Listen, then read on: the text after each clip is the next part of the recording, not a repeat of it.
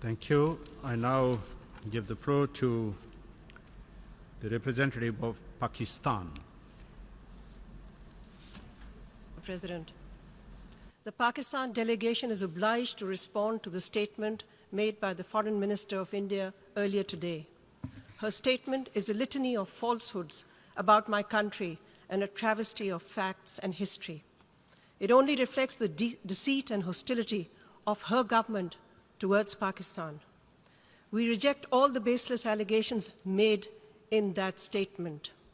These allegations are designed principally to deflect global attention away from the brutalities being perpetrated by India's over 500,000 occupation force against innocent and unarmed Kashmiri children, women, and men in Indian-occupied Jammu and Kashmir.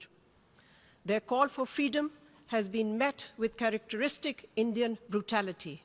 During the last 2.5 months, over 100 innocent Kashmiris have been killed, hundreds blinded, and thousands injured by Indian bullets and pellets, including infants, children, women, and men.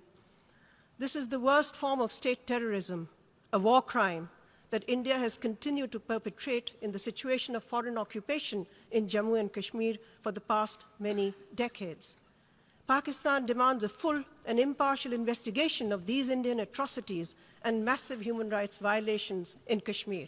We ask that India accept the investigation proposed by the UN High Commissioner for Human Rights and allow them unfettered access for that purpose. Mr. President, Jammu and Kashmir never was and never can be an integral part of India. It is disputed territory, the final status of which has yet to be determined in accordance with several resolutions of the UN Security Council.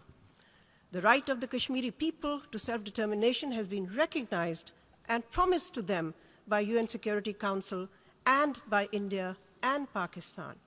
For 70 years, India has prevented the Kashmiris through force and fraud from exercising this right and holding the UN-supervised plebiscite to enable the Kashmiris to determine their political destiny. The struggle of the Kashmiri people for self-determination is a legitimate struggle, and they have the right to receive moral and political support from the international community. Mr. President, the attack on the Indian Army base in Uri, particularly its timing, has all the hallmarks of an operation designed to divert attention from India's atrocities in occupied Jammu and Kashmir. The international community is well aware that several such incidents have been staged in the past to serve India's tactical and propaganda objectives. India is utilizing the Uri incident to blame Pakistan for the current Kashmiri uprising and divert attention from its brutal occupation. India's government is delusional if it believes that it can isolate any country. It is India itself which, because of its war crimes in Kashmir and elsewhere, and because of its war-mongering, is likely to be isolated in the international community.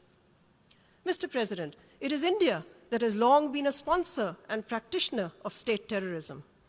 Over the course of the last half-century, India has sponsored and perpetrated terrorism and aggression against all its neighbors, creating terrorist groups, destabilizing and blockading neighbors to do its strategic bidding, and sponsoring subversion, sabotage, and terrorism in various parts of my country.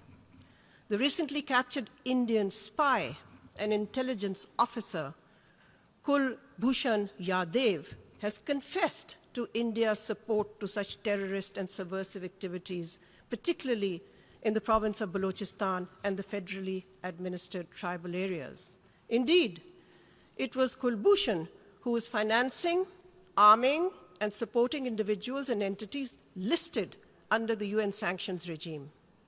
India's policy of interference in Pakistan, especially its attempt to destabilize Balochistan, are now a matter of record. This is a blatant violation of the principles of the UN Charter. Mr. President, instead of aiming to destabilize Pakistan, the Indian government would do well to address India's own vast internal problems and the dozen or so insurgencies going on in its own country. For the Indian foreign minister to claim that her country has imposed no preconditions for talks with Pakistan is yet another falsehood.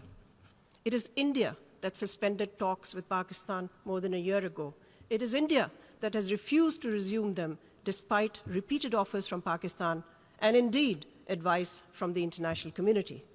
The latest offer of talks was made by the Prime Minister of Pakistan from the rostrum of this very General Assembly. But let us be clear, talks are no favor to Pakistan. They are in the interest of both Pakistan and India and the people of both countries. Let me reiterate that Pakistan is ready and willing for serious and result-oriented talks with India, especially to resolve the outstanding core dispute of Jammu and Kashmir, which is imperative for durable peace in our region. Thank you, Mr. President. Thank you.